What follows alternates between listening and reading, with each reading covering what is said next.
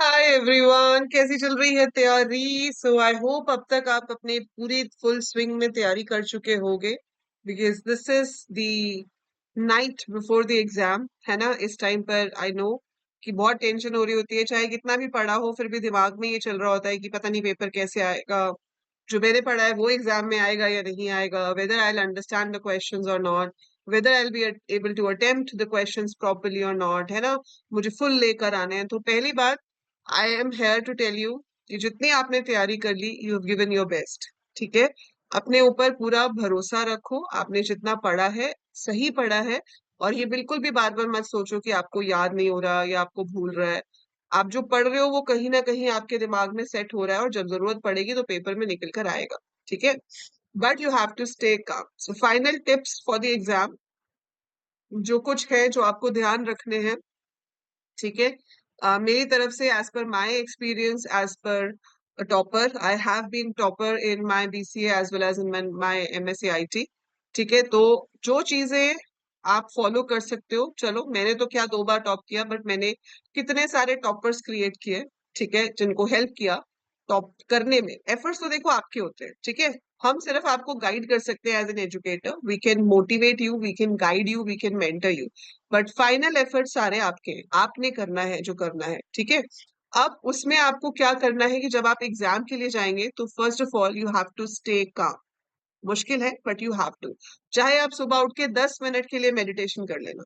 ठीक है? बार बार उसी चीज को रिवाइज करने से बेटर है कि आप 10 मिनट्स मेडिटेट करो और अपने आप को बार बार ये मैसेज दो कि मैंने जो पढ़ा है मुझे सब समझ में आया है, मुझे सब याद है, मैं नहीं भूल रहा हूँ या नहीं भूल रही हूँ। So this is the message you have to send to your subconscious mind as well as to universe.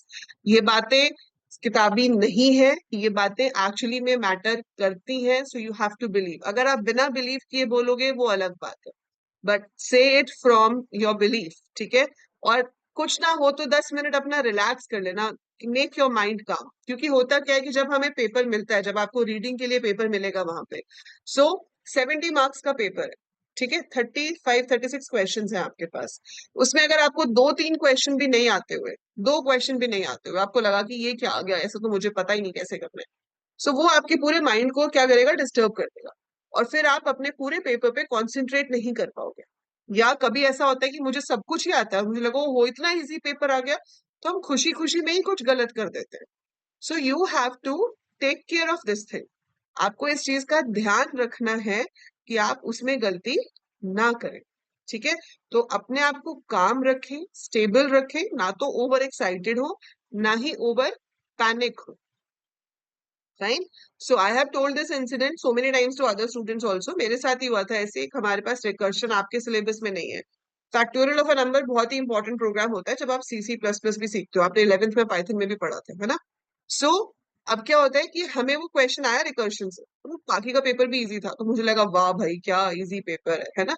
7 8 number का क्वेश्चन, कॉलेज में ज्यादा मार्क्स के क्वेश्चन होते हैं।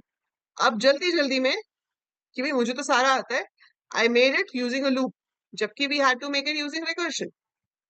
बनाया लेकिन गलत बना दिया, और एग्जामिनेशन हॉल से बाहर आके याद आ रहा है, ओहो, कर दिया काम।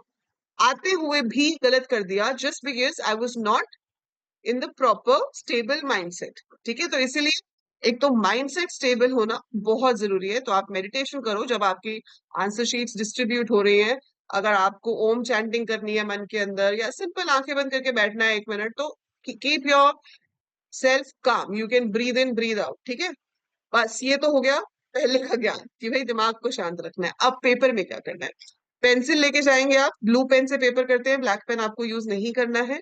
तो पेंसिल से आप मार्जिन्स बना लेंगे अपनी आंसर शीट्स पे, दोनों साइड पे मार्जिन्स रखेंगे। पेपर किस ऑर्डर में करें? ठीक है? मेरे हिसाब से जो मैं हमेशा सजेस्ट करती हूँ, do it in the order it is. ठीक है? एटलीस्ट अगर आप सेक्शंस आगे पीछे कर रहे हो तो पूरा सेक्शन एक साथ अटेम्प्ट करो। जैसे सेक्शन ए है तो पूरा का पूरा सेक्शन ए आप पहले करो, फिर सेक्शन अगर आप कर रहे हो सी, तो फिर पूरा सेक्शन सी करो। ऐसे नहीं करना कि सेक्शन ए के 10 क्वेश्चन पहले कर दिए, 5 कहीं और, फिर 6 कहीं और। Don't do like that. Section A में 21 क्वेश्चन है तो सेक्शन ए पूरा एक बारी में करोगे। ठीक है? फिर उसके बाद जो भी सेक्शन आप उठा रहे हो वो पूरा सेक्शन एक बारी में करो। तो सेक्शन वाइज कंप्लीट करो पेपर, बीच में क्वेश्चंस मिक्स मत करो। और 1 मार्क वाले क्वेश्चंस में बहुत जरूरी है, आपको एमसीक्यूज आएंगे, तो आप ऐसे आंसर नहीं लिखोगे 1 का आंसर है बी, इतना नहीं लिखना। 1 का आंसर है बी, और वो बी क्या है? Fibre optic. So write down the answer over there. So MCQ के केस में आपने अपना आंसर बताना है, आंसर के आगे वो वर्ड वहां क्या लिखा हुआ है, वो आंसर है क्या, वो भी लिखना है। ठीक है, so you have to write like that. ये बहुत छोटी छोटी चीजें हैं, बट मैटर करती है। थियोरी क्वेश्चंस बहुत कम होते हैं हमारे पेपर में, पर जो भी थियोरी क्वेश्चंस होते हैं उसमें जो कीवर्ड्स हैं उनको आप पेंसिल से अंडरलाइन करेंगे। ठीक है, और जितना हो सके पॉइंट्स में लिखेंगे। जहां पर एग्जाम्पल बनता होगा एग्जाम्पल देंगे, डायग्राम के फॉर्म में एक्सप्लेन करेंगे, बिकॉज उससे आपके थ्योरी के क्वेश्चन के मार्क्स बढ़ जाते हैं। आउटपुट क्वेश्चंस करोगे तो उसकी वर्किंग भी आपको दिखानी है, चाहे रफ में दिखाओ साइड पे, but you have to show the working over there. ठीक है, और आपको 3 घंटे मिलते हैं। 3 घंटे में से 2 घंटे हद, अगर आप पढ़ के जा रहे हो प्रॉपरली, 2 घंटे से ज्यादा हो ही नहीं सकता आपको टाइम लग जाए पेपर करने में। ठीक है, so if you going for 3 hours paper, 2 घंटे में आपका पेपर हो जाएगा। अब बचे हुए 1 घंटे में आराम से अपने पेपर को रिवाइज करो। ठीक है, एक बार दोबारा से अच्छे से आंसर्स को चेक करो, वो ऊपर ऊपर से नहीं देखना। स्पेशली सीएस वाले बच्चे, जब आप प्रोग्राम्स लिख रहे हो तो आप सोचो कि आपको ये प्रोग्राम आउटपुट निकालने के लिए दिया हुआ है, और फिर आप देखो कि क्या ये वही आउटपुट जनरेट कर रहा है जो क्वेश्चन में पूछा गया है ना? So that way you can cross check कि आपका रिजल्ट सही है या नहीं है। So read the question twice, जो समझ नहीं आ रहा है। Another point is never leave any question unattempted. कोई भी क्वेश्चन आप अनअटेम्प्टेड नहीं छोड़ोगे। मैंने आपको हर तरह के क्वेश्चन में बताया कि कुछ ना भी आता हो तो भी क्या लिख के आ सकते हैं। So please make sure you right it. Function बनाने को आया है तो डेफ फंक्शन का हेडर, पैरामीटर्स, कोलन लिखो, नीचे कुछ रिटर्न वगैरह कराना है, या फाइल है तो फाइल ओपन, फाइल क्लोज तो करो। तो जो बेसिक स्टेटमेंट्स हैं जो हमेशा सेम होती है, एटलीस्ट वो तो आप लिखोगे, अगर आपको अंदर का लॉजिक बिल्कुल भी समझ नहीं आ रहा है तो। वैसे तो ऐसा होना नहीं चाहिए कि ना समझ आए, बट अगर हो भी जाए तो never leave any question unattempted. ठीक है, और सेम क्वेश्चन को बार बार अटेम्प्ट भी नहीं करना है। ठीक है, एग्जामिनर को गुस्सा भी आ जाता है, फिर मार्क्स काट लेते हैं। और जो चॉइस वाले क्वेश्चंस होते हैं उसमें एक ही करना है। चॉइस का है तो ज्यादा स्मार्ट नहीं बनना कि मैं चॉइस वाले दोनों कर दूंगा तो 2 बार 3-3 नंबर मिल जाएंगे, ऐसा नहीं होता। तो चॉइस वाला क्वेश्चन आपको एग्जैक्टली दोनों में से एक ही करना है।